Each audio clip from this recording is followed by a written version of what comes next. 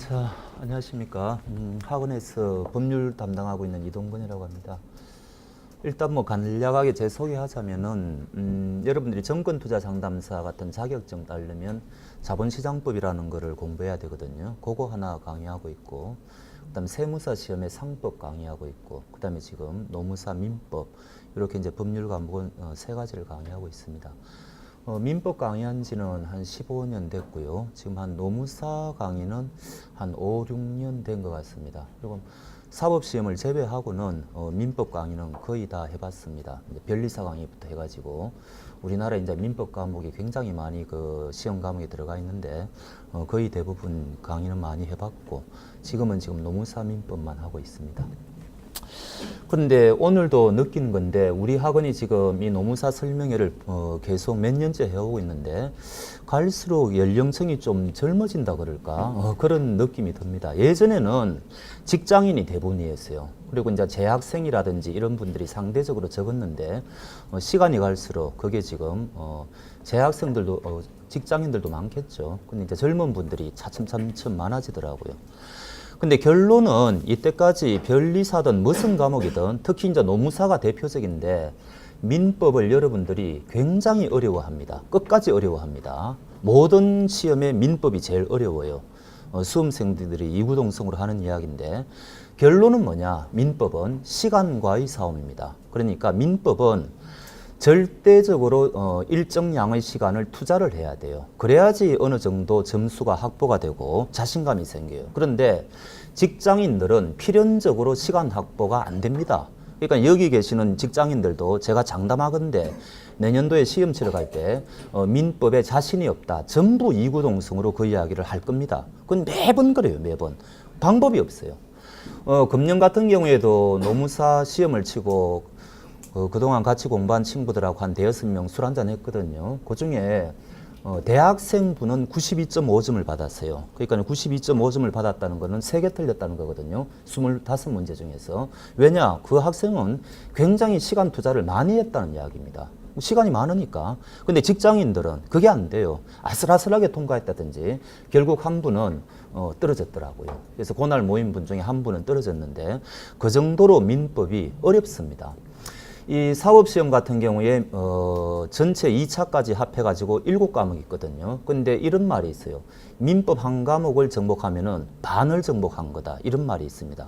조금 과장된 이야기인데 그 정도로 민법이 이해하기도 어렵고 시간 투자가 굉장히 많이 필요한 과목이에요. 이 원천적으로 이렇습니다. 구조적으로 이게 민법이 왜 이런 문제를 갖고 있는 거니까 민법이라는 게 여러 부분으로 구성이 되어 있어요. 이 민법 총칙이라는 부분이 있고, 그 다음에 물권법이라는 부분이 있고, 그 다음에 채권법이라는 부분이 있고, 그 다음에 가족법이라는 부분이 있습니다. 이 전체가 민법이에요. 이 전체가. 근데 우리는 이 전체가 시험 범위는 아니고 요 중에서 우리는 민법 총칙이 시험 범위고 우리는 채권법이 시험 범위입니다. 그러니까 요 물권법하고 가족법은 시험 범위가 아니에요. 근데 요 민법 총칙은 조문이 몇 조로 구성이 되어 있는 거니까 1조부터 184조까지 조문이 184개 있거든요. 그 다음에 채권법은 373조부터 해가지고 요게 766조까지 있습니다. 그러면은 요게 벌써 조문수가 거의 뭐 200여 개 가까이 되지 않습니까? 조문수가 그렇게 되고 요거도 조문을 여러분들이 따져보면은 400여 조문이 된다고요. 그러니까 이 조문을 벌써 합하면은 여러분들이 공부할 조문이 600조문이 되는 겁니다. 그러니까 이게 굉장히 조문이 많은 거죠. 그러니까 일단 분량이 많다. 분량이 많으면 사람들이 좀 질리지 않습니까? 그러니까 어떤 양이 많다. 여기 이제 치명적인 문제가 있고요. 더 심각한 문제가 있어요. 이 왜 민법이 어려운 거니까. 우리가 이제 이 민법을 독일법을 우리가 이제 이어받은 건데 일본을 통해서요. 이 물권법도 사실은 가만히 들여다보면은 물권법 총론이라는 부분이 있고 물권법 강론이라는 부분. 그다음에 채권법도 가보면요. 사실은 이 채권법 총론이라는 부분이 있고 강론이라는 부분이 있어요. 근데 이 강론도 또 가보면은 4가지로 구성이 되어 있는데 요게 계약법이라는 부분이 있고 사무관리라는 부분이 있고 그 다음에 이제 부당이득이라는 부분이 있고 그 다음에 이 불법행위라는 부분이 있거든요. 근데 요 중에서 또 계약법은 가보면은 계약총론이라는 부분이 또 있고 강론이라는 부분이 또 있습니다. 무슨 말을 하고 싶은 거니까 이 민법이라는 것은 전부 강론이 있어요. 요 계약법 강론에는 14가지 계약이 있는데 예를 들면은 임대차 계약, 무슨 매매 계약, 그다음에 시험에 자주 나오는 위임 계약 이런 식으로 각종 계약의 유형을 지금 14가지를 해 놨거든요. 근데 요 계약의 공통적인 것을 요 총론이라는 부분에 몰아넣은 겁니다. 이런 계약들을 해제할 때는 어떤 식으로 해야 되느냐. 예를 들어 가지고 그러면 우리가 매매 계약을 체결했을 때는 요 강론에 있는 이 매매 파트를 봐야 되지만 이 매매 계약을 해제할 때는 요게 조문이 있는 게 아니고 요 총론에 있는 해제 파트로 가야 돼요. 그리고 또 요 전체에 공통되는 것을 또 이 총론에 몰아넣은 겁니다. 요 총론의 대표적인 게 채무 불이행이거든요. 그러면 이런 것들을 채무를 제때 이행을 하지 않았을 때는 그거를 우리가 채무 불이행이라 그러는데 이때 법적 효과가 어떤 것이냐. 요거는 또 채권법 총론에 있어요. 또 우리가 이제 물권법하고 채권법에 공통되는 것을 이 민법 총칙에 몰아넣었는데 물권 행위를 할 때도 사람이 사기를 당할 수가 있고 채권 행위를 할 때도 사람이 사기를 당할 수가 있거든요. 근데 사기에 관한 규정을 여기 따로 적어놓고 여기 따로 적어놓으면 조문이 너무 늘어나니까 요 민법 총칙에 가보면은 또 사기를 당했을 때 어떻게 해야 되느냐 이런 식으로 똑같은 매매 계약을 했는데 정상적으로 하면은 여기 따르고 해제할 때는 여기 총론 따르고 또 채무 불이행 가면은 여기 따르고 사기를 당했을 때는 이렇게 따르고 조문이 사방에 흩어져 있어요. 그러니까 이거를 여러분들이 일목요연하게 이거를 이해하시기에는 1회독, 2회독 정도 해가지고는 도저히 알 수가 없어요. 적어도 한 3회독 정도를 해야지 아 민법이 도대체 어떻게 돌아가구나 이렇게 조금 자신감이 생기거든요. 근데 여러분들이 특히 직장 다니시는 분들은 민법을 3회독 할 수가 있느냐? 못한다 이야기죠. 민법에만 투자할 수 있는 것도 아니고 또 민법은 1차 과목에서 끝이는 거 아닙니까? 민법이 만약에 2차 과목이라면 여러분들이 민법에 상당한 시간을 투자해야 되는데 노동법과 같이 민법이 2차 과목도 아니고 민법은 1차 통과 과목이에요. 그러니까 민법에 지나친 시간을 또 투자할 수도 없는 겁니다. 그러니까 이게 완전히 딜레마죠.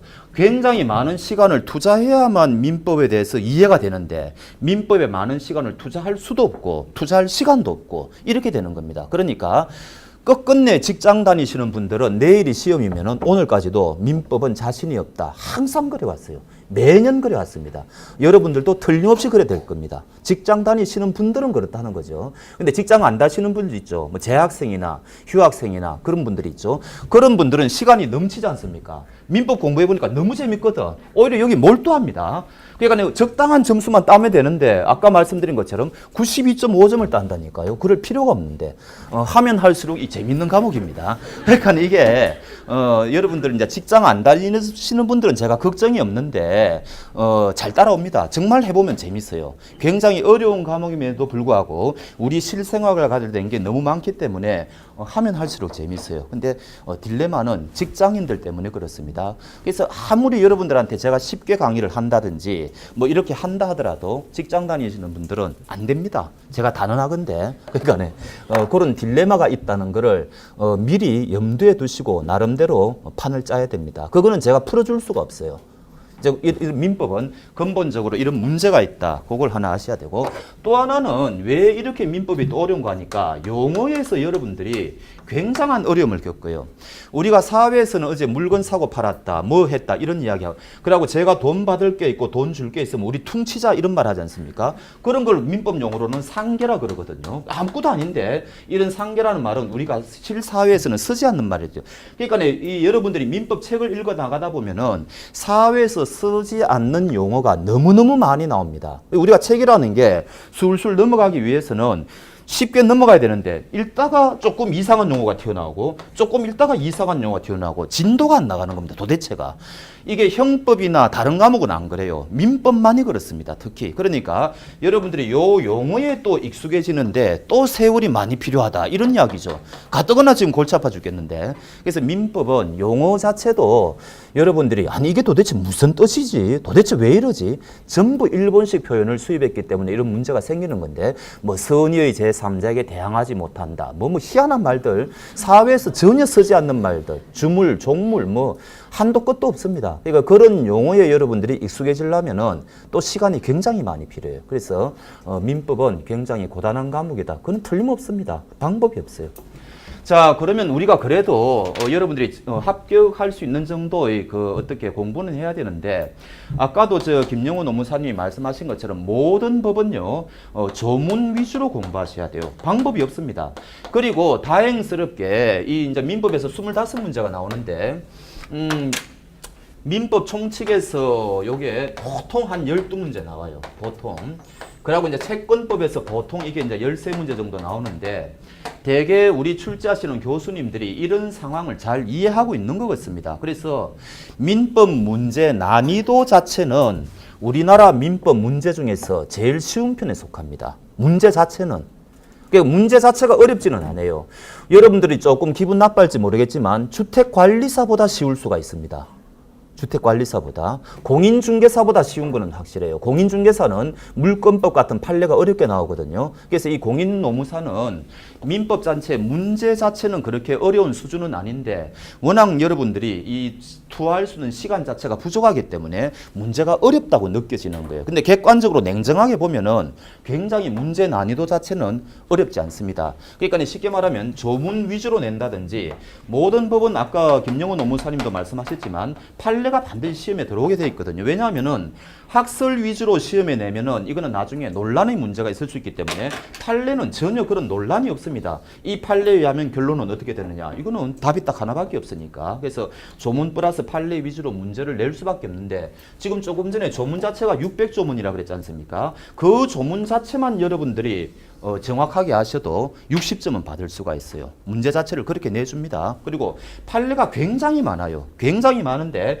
대개 우리 시험에 나올 만한 판례는 거의 한정되어 있습니다. 그건 우리가 강의 시간에 전부 다 이야기를 하게 되어 있습니다. 그래서 요거 두 가지를 제가 적절하게 뭐 설명을 드리는 것은 제 입장에서는 아무것도 아닌데, 누차 말씀드리지만 직장 다니시는 분들은 그것마저도 소화가 안 되더라, 지금 이런 이야기가 되는 거죠. 그래서 방법 없습니다. 반복하는 거 이외에는 방법이 없어요. 강의 들으시고 그 다음에 좀 온라인으로 해가지고 또 강의 들으시고, 이거 이외에는 방법 없어요. 그러려면 좀 시간이 확보돼야 되죠. 또 대부분의 수강생들이 하시는 말이 뭔 줄 아십니까? 강의 들을 때는 너무너무 이해가 잘 된다.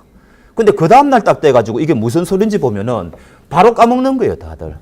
어제는 분명히 내가 이거 알았는데 모르겠다. 또 객관식 문제를 보니까 안 풀리더라. 이런 분들이 굉장히 많아요. 그래서 민법은 방법이 없다. 시간이 조금 가야 된다. 익숙해져야 된다. 이런 이야기입니다. 그래서 강의 좀 들으시고, 그 다음에 그 강의 모든 학원 강사들은 자기만의 그 교재를 갖고 있습니다. 물론 자기가 이제 독자적으로 하는 건 아니고 기존 민법 교수님들이 책을 취합해 가지고 이제 다 짜집기를 한 건데, 뭐 저도 마찬가지고요. 거기 보면은 내용은 빠진 게 전혀 없습니다. 그리고 그 밑에 이제 관련되는 뭐 OX 문제라든지 참고적으로 이제 여러분들 하시면 이론 강의 좀 들으시고, 그 다음에 어떤 문제가 나오는지 기출 문제 위주로 보시고, 이거를 반복하면은 그래도 소교의 목적은 달성할 수 있을 건데, 같은 직장인들이 걱정이다, 이런 이야기죠.